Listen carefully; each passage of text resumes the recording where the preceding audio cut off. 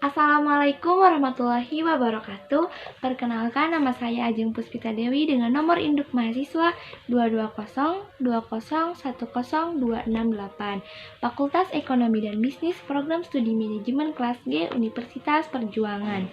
Tujuan saya membuat video ini yaitu untuk memenuhi mata kuliah pengantar ilmu ekonomi makro. Jadi di sini saya akan membahas tentang pertumbuhan uang yang tinggi berujung pada inflasi. Nah, sebelumnya apa sih uang itu? Uang merupakan suatu instrumen yang disahkan oleh pemerintah dan digunakan oleh masyarakat untuk melakukan suatu transaksi pembayaran.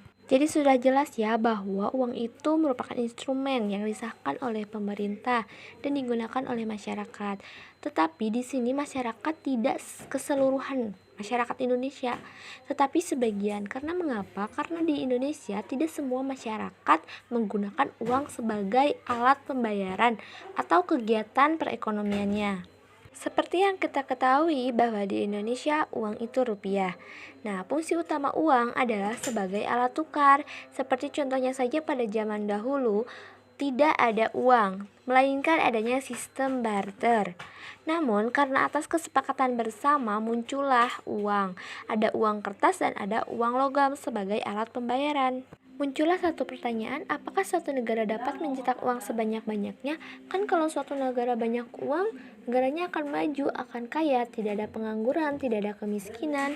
Ternyata pemikiran itu salah. Sesuai dengan yang saya ketahui dan saya pelajari, mencetak uang sebanyak-banyaknya itu akan mengakibatkan kenaikan harga barang dan penurunan nilai uang.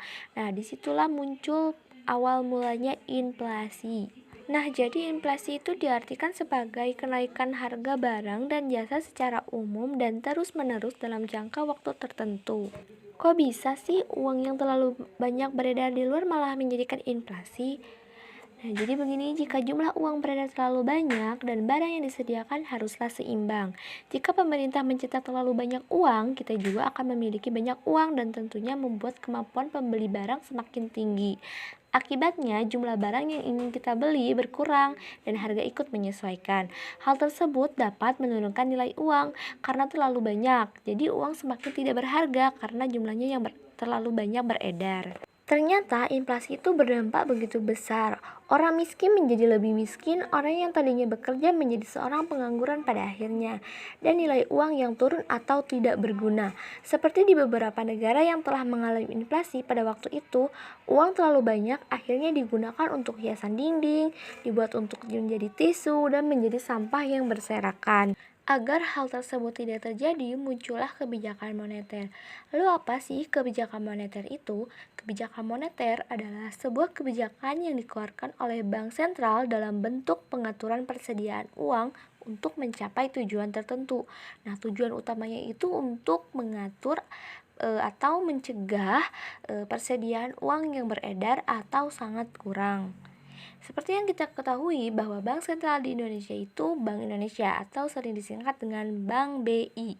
Di setiap negara buat kebijakan moneter itu sudah ada otoritasnya sendiri. Nah, kebijakan moneter yang pertama yaitu operasi pasar terbuka. Ada dua opsi yang dilakukan yaitu jual atau beli. Tetapi di sini bukan menjual atau membeli barang, melainkan jual beli surat-surat berharga. Seperti contohnya sertifikat Bank Indonesia. Jadi dalam operasi pasar terbuka ini ada dua opsi yaitu jual dan beli surat-surat berharga. Selanjutnya, kebijakan moneter yang kedua yaitu giro wajib minimum. Giro wajib minimum itu bisa menentukan berapa giro wajib minimumnya, seperti setoran yang harus diberikan dari bank umum ke bank sentral. Giro wajib minimum itu dalam bentuk persentase ya. Jadi nanti bank sentral dapat menentukan dua opsi yaitu giro wajib minimum naik, artinya cadangan uang yang harus disetorkan ke bank sentral itu akan meningkat. Kalau banyak sekali uang yang dicadangkan, maka potensi uang yang beredar di masyarakat itu berkurang. Jadi giro wajib minimum saat dinaikkan akan mengurangi jumlah uang yang beredar. Nah, sebaliknya, jika giro wajib minimum diturunkan, itu malah akan menambah jumlah uang beredar. Nah, dari dua opsi ini, bank sentral itu akan melihat dulu kondisi ya. Jadi tergantung kondisi di mana persediaan uang yang beredar di luar seperti apa. Nah, selanjutnya kebijakan moneter yang ketiga yaitu politik diskonto. Nah, jika berbicara tentang politik diskonto itu berhubungan selalu dengan bunga ya. Sama memiliki dua opsi yaitu naikkan suku bunga atau turunkan suku bunga. Nah, jika suku bunga naik nih, misalkan ada orang yang nabung dan suku bunganya naik, itu akan memberikan efek yang lebih bagus karena uang yang ditabungkan itu akan lebih banyak.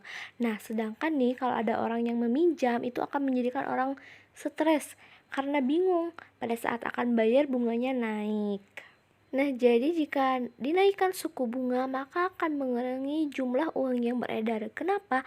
Karena akan banyak sekali orang yang menabung untuk mendapatkan keuntungan berlipat-lipat, sedangkan orang yang meminjam akan sedikit karena terlalu besar bunga untuk membayar utang tersebut.